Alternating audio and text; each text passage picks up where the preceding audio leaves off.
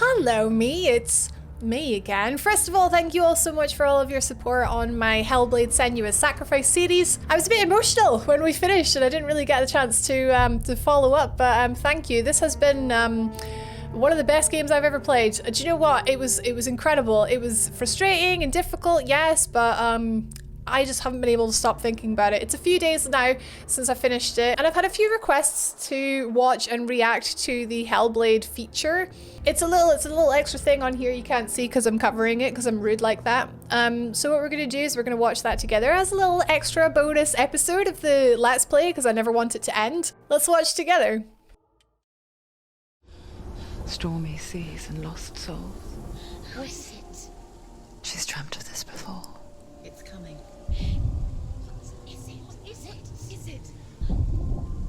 They say dreams are visions of our memories, thoughts and fears, as seen by our inner eye.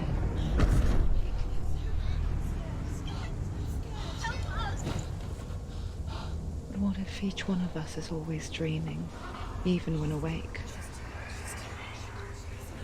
And we only see what our inner eye creates for us. Is this what hell is? A world shaped by Senua's nightmares. Maybe that's why people fear seeing the world through our eyes. Yes, she's scared. Because if you believe that Senua's reality is twisted, you must accept that yours might be too.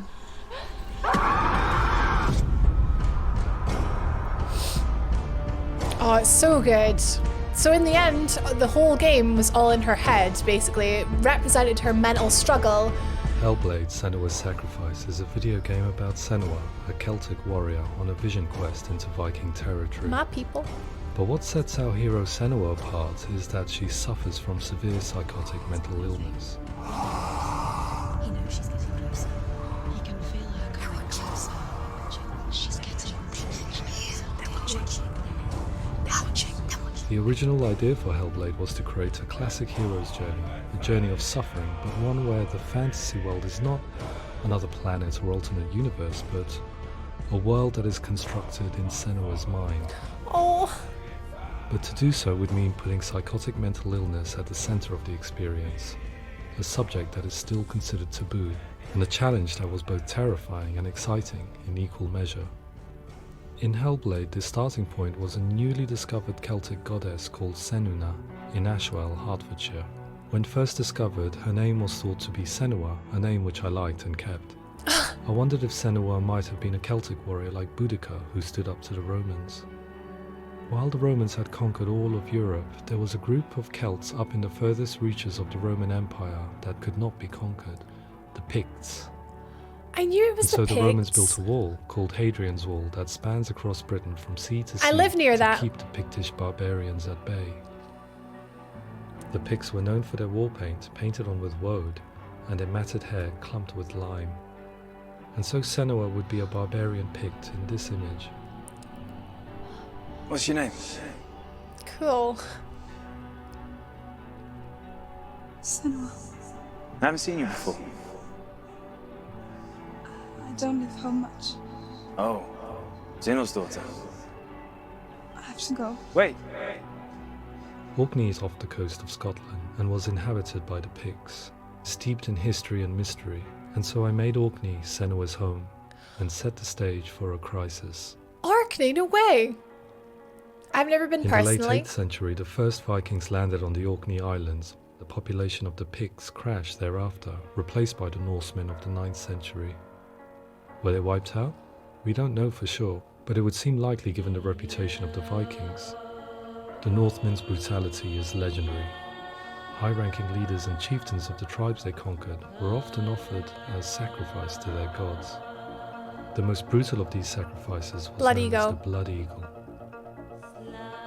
I imagine Senua as a young female warrior who returns home from exile to find her partner, Dillion, brutally sacrificed to a Norse god by these hellish warriors from a faraway land. I imagine the horror of this moment and how it would have dragged her deep into mental torment.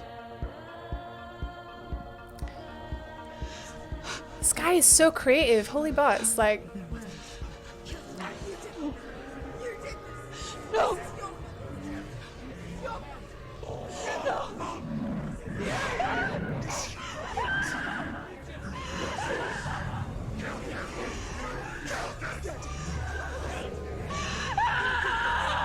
I came to learn that the Celts had a sophisticated and nuanced perspective on the nature of mental disorder.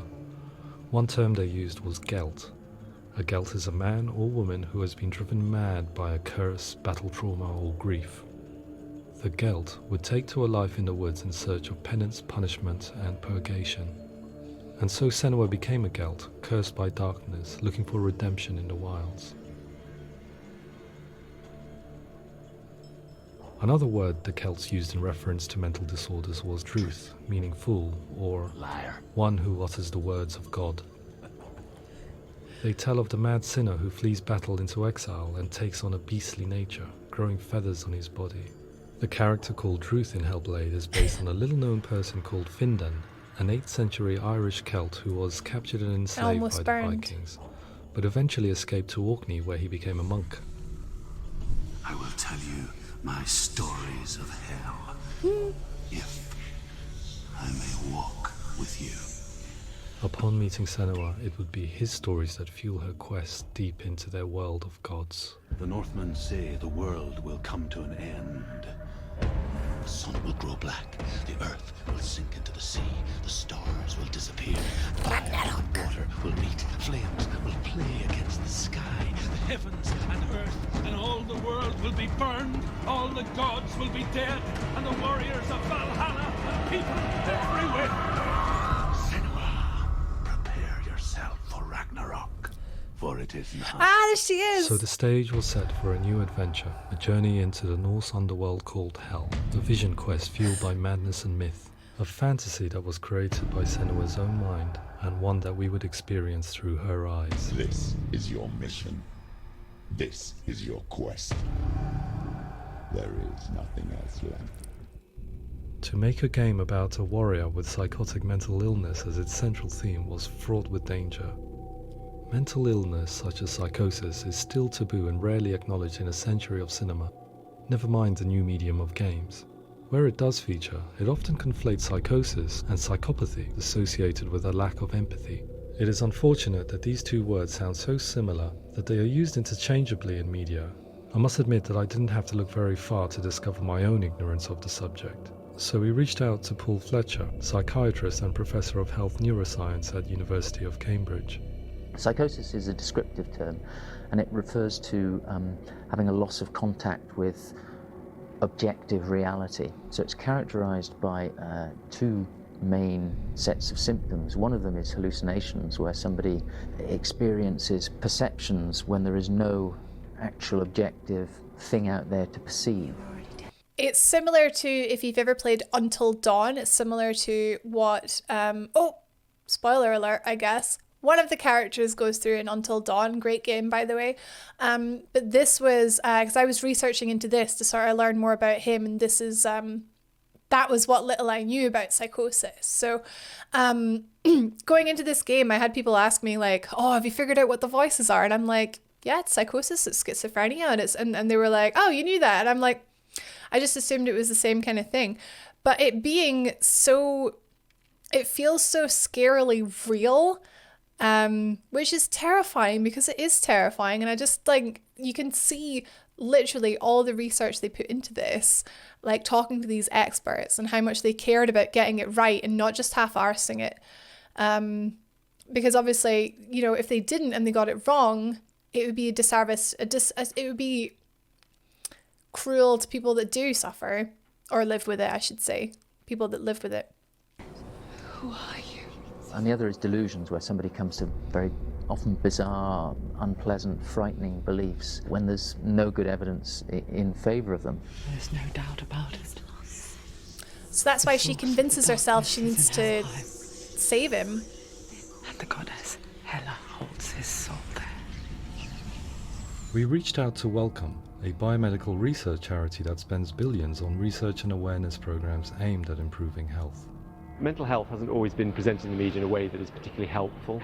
It can be challenging to engage people with the subject matter, and there are a lot of preconceived ideas about mental health, and particularly schizophrenia and psychosis. So we hope our support allows the team to continue to collaborate with Paul Fletcher and with those who have experience of psychosis to create a game that provides a fresh perspective on the condition and allows audiences to engage with it in a way that just wouldn't be possible in any other medium.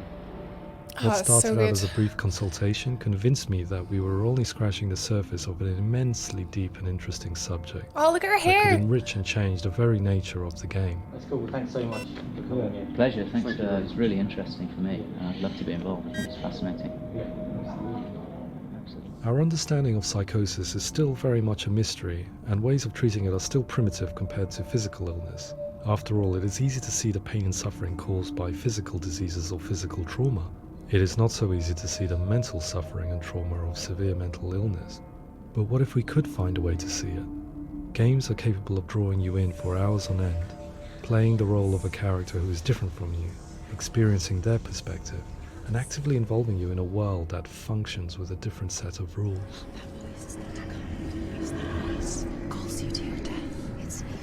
If we were to represent Senua's psychosis, we would have to simulate voice hearing, a common attribute. But how can we simulate something we have no first-hand experience of? Professor Charles Fernyhough, a leading expert in voice hearing from Durham University, offered his help. Hearing voices is an experience that is usually associated with severe mental illness, and crucially we know that hearing voices is a part of ordinary life for many people who don't meet the criteria for mental illness. Yeah. Oh, that's not him in real life. We know voices vary according to where they appear in space. Voices can appear far away in the distance, they can appear right there in your ear, they can seem to be coming from inside your head. Based on the this is information them Professor recording? Fernyhough provided, I put together a sound brief and invited some actors to the studio. We recorded the actors using a binaural microphone, which records the 3D spatial position of sound, replicating the way sound is heard by human ears. It gives you an incredible sense that the person you are listening to is right there beside you. Can't see how she's going.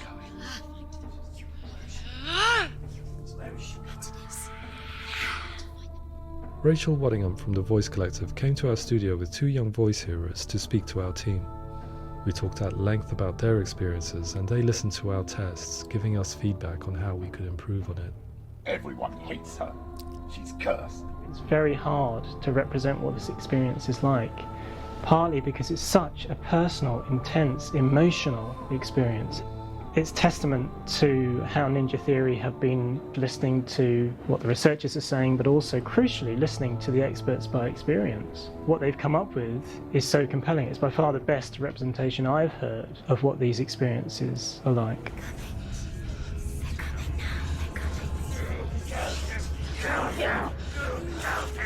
It feels so real. It's so Other scary. common attributes of psychosis are visions and flashbacks.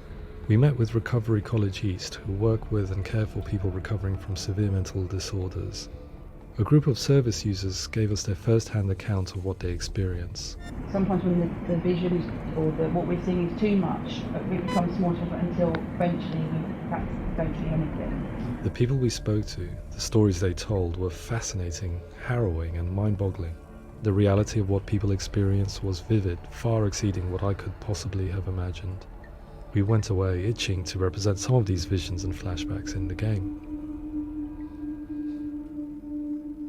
Everything seems... now my heart is so, love is so far away.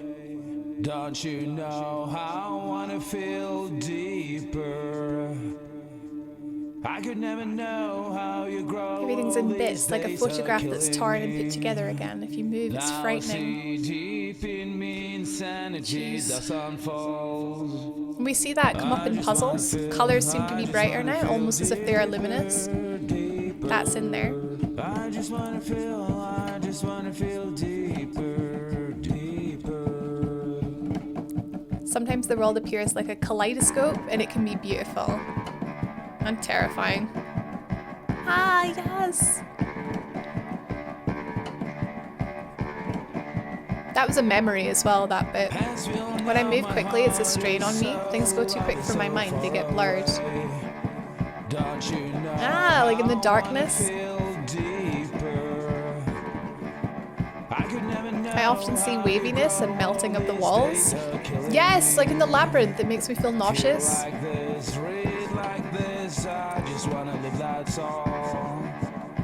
At times there's nothing to hold on to and I go into a trance, my mind goes blank and everything gets switched off. Oh god, the blind trial.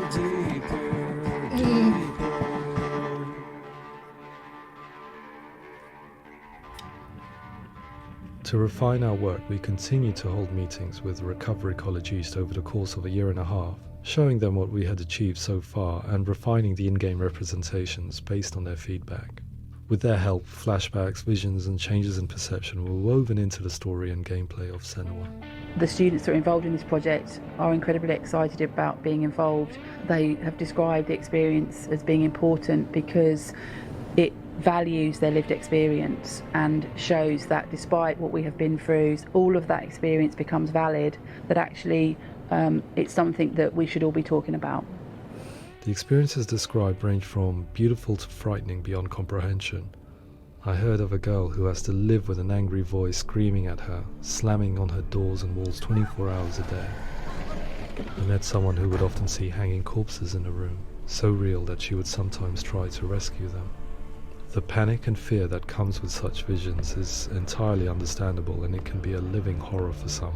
Worthless, weak, This, I pathetic. hated this bit. I can't. Feel sorry for yourself, because there is no one left to do that for you. I was urged by one fellow that we should not shy away from showing this horror, and so I was perpetually torn in making Hellblade. Had we gone too far with our representations or not far enough? Broken and lost. Just like your soul. Come on.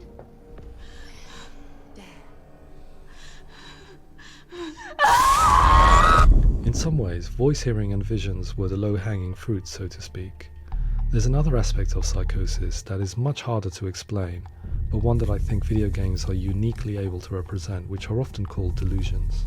People begin to see patterns in the world. They begin to link things that Oh, the most people runes. wouldn't link. Most of the things that we might think would be coincidence or, not worth commenting on. Nevertheless, that might have a particular salience or importance for them. One individual described how everyday words, sounds, colours and objects were steeped in meaning to him, forming a strange and sinister puzzle that he was determined to solve but could not quite get to the bottom of. If you've ever played The Witness, I hear it's sort of the same thing. It's not just brain dysfunction. It's not like the system shut down. It's actually an incredibly creative process. The person creates a world populated with voices and phantasms and terrors, and they're completely immersed in it. They believe in it. We often invite people into the studio to play the game. In one of our playtests, they played through much of the game, making associations between runes, secret messages, and the threat of darkness that stalked them. There are many things that happen in the world of Hellblade that make perfect sense within the context of Senua's mind. The dark rot that's killing her slowly from within, the secret runes of the gods that block her path to Helheim, and strange associations that exist in the game to confuse you. To complete Senua's quest, you have to internalize and accept the logic and meaning behind these things to progress. Afterwards, they said that they didn't see much evidence of mental illness in the game. People with delusions of all sorts would argue the same thing, that they are not aware of their experience being abnormal in any way. I need this sword. It's important. Representing perception changes and thinking patterns within Hellblade gives us a set of symptoms common in psychosis. But people with lived experience were keen to emphasize another point, that it is wrong to define a person by their symptoms. Quite often, the illness comes not from the symptoms, but from the stigma, isolation and mistreatment that comes about from the rest of society. They say that I'm cursed. What if they're right? I needed someone to portray Senua, someone who could believably internalize her suffering.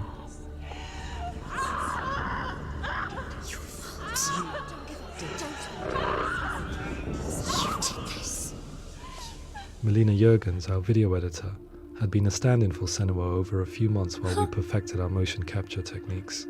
Without realizing it, she had already auditioned for the role, and I knew her well enough to know that I didn't have to teach her to act, but to relive her own internal pain. As often is the case, those who have suffered mental anguish are never far from us.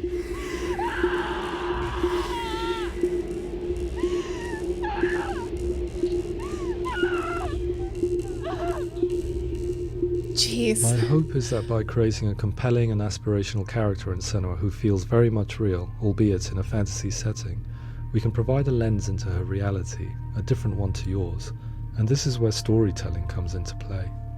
I imagined her life based on common threads in real people's lives. She was always prone to psychosis as a child.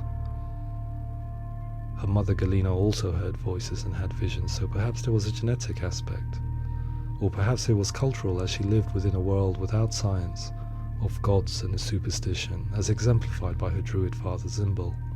Psychosis developed in her late teens to early 20s and was exacerbated by stigma and isolation at the hands of the clansmen and her father. This darkness. It's spreading. The trauma of seeing her lover Dillian sacrificed tips her over the edge, making her remodel her reality around a concept that connects everything: the darkness. So the question is, what Senua experiences real? Can only be answered by saying, yes, it is real. It is her reality. All of her suffering will have been for nothing. It's just a matter of time.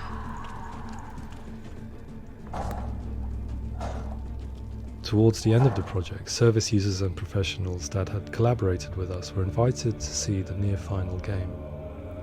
It was a chance to see if the game had reflected their views or if it had misrepresented them.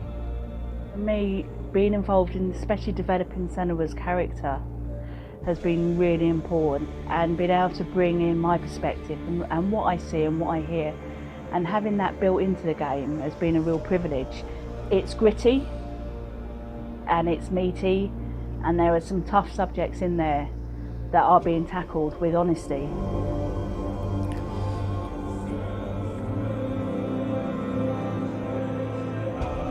Oh, I love it so much. I was blown away by it today, absolutely blown away. It was just fantastic to get the opportunity to use our lived experience in a very creative way. There's nothing tokenistic about the work we've put in. It feels like we've been listened to, things have been taken on board, and I think there was a lot of realism in the game itself, and it feels very authentic.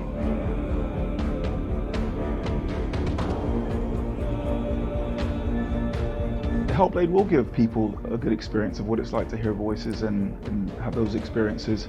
I'm glad that the guys at Ninja Theory have asked us to come along and help them build an experience that's positive when it comes out, and get myself a copy and have a go.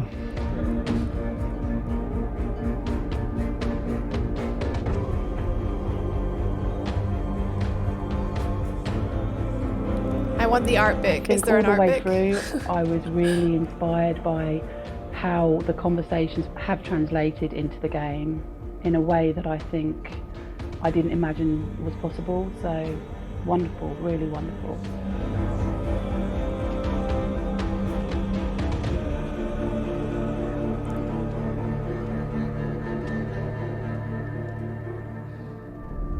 I really hope that others will follow the lead they've set and use the power of something like a video game to change people's perceptions, to increase understanding, and ultimately to make some of the stigma around voice hearing and other experiences go away.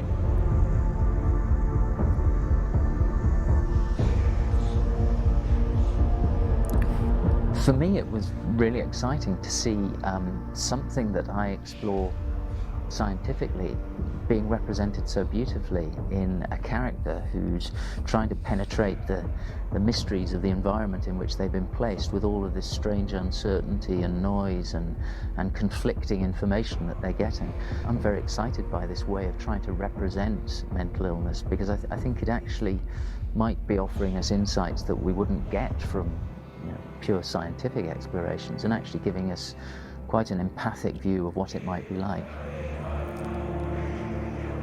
That's interesting. They always planned for it to be in VR as well. I can't wait to try Mental illness has it. been with us for as long as we have been on this planet. But why? Why hasn't evolution stamped out this weakness from within our gene pool? I often pondered this question until I realized that the question had an inbuilt flaw. It assumes that being and thinking differently is a weakness. The only reason we have computers, spacecraft, medicine, poetry, art, and yes, even video games is because individuals were able to simulate new abstract realities in their minds and share them with the rest of us. We need people to be willing to see differently in order for us to progress and survive as society. And we need to be open to these new ways of seeing. And it is this spirit that motivated me to create Senua's story and share it with you.